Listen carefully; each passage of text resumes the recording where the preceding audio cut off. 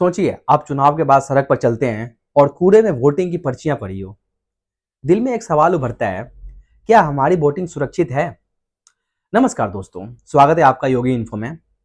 आज हम एक ऐसे वाक्य की बात करेंगे जिसने बिहार के समस्तीपुर में हलचल मचा दी है, और हम सादे शब्दों में बताएंगे कि क्या हुआ, क्यों हुआ और आपको क्या जानना चाहिए। कुछ वीडियो और तस्वीरें सोशल मीडिया पर वायरल हो रही हैं। समस्तीपुर के KSR कॉलेज के पास सड़क किनारे ढेरों वीवीपैट पर्चियां दिखाई दी। लोगों में गुस्सा और चिंता दोनों जुड़ गई, क्योंकि चुनाव में पारदर्शिता सबसे बड़ी बात होती है। पर बात को समझने के लिए हमें कदम दर कदम जाना होगा। जांच में पता चला है कि ये पर्चियां असल मतदान की है ही नहीं, बल्कि मॉक पोल यानी पोलिंग से पहले मशीनों की जांच के लिए निकाली गई थी। इलेक्शन कमीशन ने साफ कहा है कि मॉक पोल की पर्चियां हैं और इसलिए वास्तविक चुनाव प्रक्रिया की साख प्रभावित नहीं हुई। उसी समय संबंधित सहायक निर्वाचन अधिकारी यानी ARO को निलंबित कर दिया गया और एक FIR दर्ज की जा रही है। समस्तीपुर के DM ने भी मौके पर पहुंचकर पर्चियां जब्त कर ली। चलिए सरल भाषा में समझते हैं कि वीवीपैट यानी voter variable paper audit trial एक छोटी कागज की पर्ची है जो हर वोट के साथ EVM से निकलती है। वोट किसे किया गया यह वोटर को दिखाई देता है और फिर वह पर्ची एक सील्ड बॉक्स में चली जाती है। चुनाव से पहले यह सुनिश्चित करने के लिए मॉक पोल किए जाते हैं कि EVM और वीवीपैट सही से काम कर रहे हैं। यह टेस्टिंग का हिस्सा है, न कि असल वोटिंग।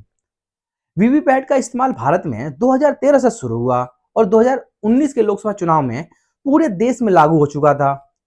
इसका मकसद पारदर्शिता बढ़ाना था।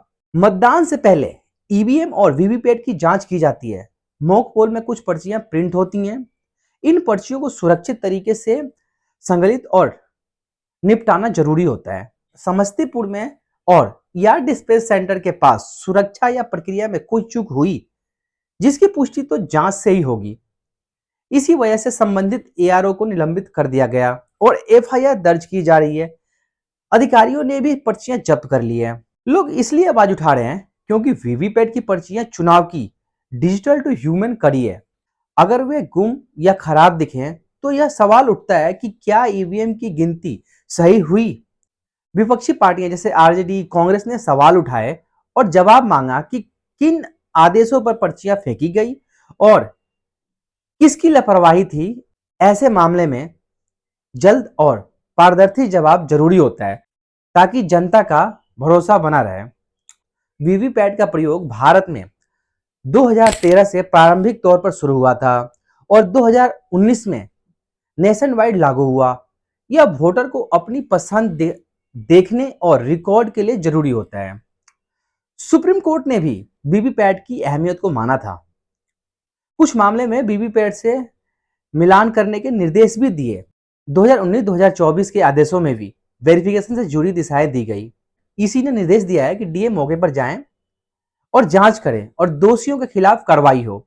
इसलिए FIR और निलंबन की प्रक्रिया शुरू कर दी गई है।